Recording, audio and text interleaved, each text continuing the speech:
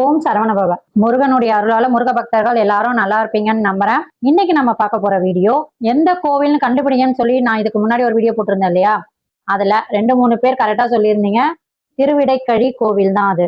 திருவிடைக்கழி எங்க இருக்குன்னா, மயிலாடுதுறை தரங்கம்பாடி சாலையில இருந்து திருக்கடையூர்ல இருந்து 6 கிலோமீட்டர் தொலைவுல இந்த கோவில் அமைஞ்சிருக்கு. இங்க முருகனும் சிவனும் ஒரே கருவறையில காட்சி தராங்க. அது மட்டும் இல்லைங்க, தெய்வானை தனி சன்னதியில இங்க வீட்டிருக்காங்க. இந்த இடத்துலதான் தெய்வானைக்கும் முருகப்பெருமானுக்கும் நிச்சயதார்த்தம் நடந்ததா சொல்லப்படுது. அதனாலதான் இந்த இடத்துல முருகருக்கு மயில் வாகனமா இல்லாம யானை வாகனமா இருக்கு. அதாவது தெய்வ யானையோடைய அப்பா இந்திரன் முருகருக்கு யானையை பரிசளித்ததா கூறப்படுது. இந்த கோவில்ல தலவிருச்சம் குராமரம்.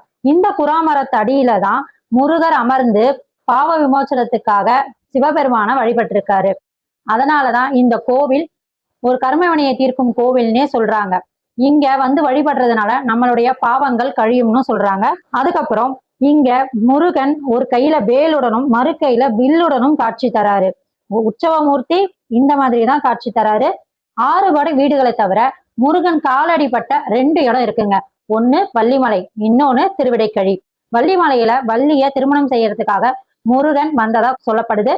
அதே மாதிரி இங்க பாவ விமோசனத்துக்காக, அதாவது திருச்செந்தூர்ல போர் நடந்துட்டு இருக்கும் போது ஒரு சிவ பக்தரான சூரபத்மனுடைய மகனை கொன்றதுனால முருகர் பாவ விமோசனம் பெறுவதற்காக இங்கு வந்து சிவலிங்கம் அமைத்து குராமரத்தடியில் பூஜை பண்ணி வழிபட்டு பாவ விமோசனம் அடைஞ்சிருக்காரு. இங்கு ஒரு ராகு ஸ்தலமாகவும் கருதப்படுது. ஏன்னா ராகு பகவான் இங்கு முருகரை வழிபட்டு அருள் பெற்றதுனால இங்க ராகு தோஷம் இருந்தா கூட நிவர்த்தி ஆயிடும் சொல்றாங்க. திருமணம் நடைபெறாதவங்க இந்த கோவிலுக்கு வந்து வழிபடுறதுனால திருமண தடை நீங்கும்னு சொல்றாங்க. சோ இவ்வளவு புகழ்பெற்ற இந்த கோவிலை கண்டிப்பா முருக பக்தர்கள் ஒரு நாளாவது போய் பார்க்கணும்.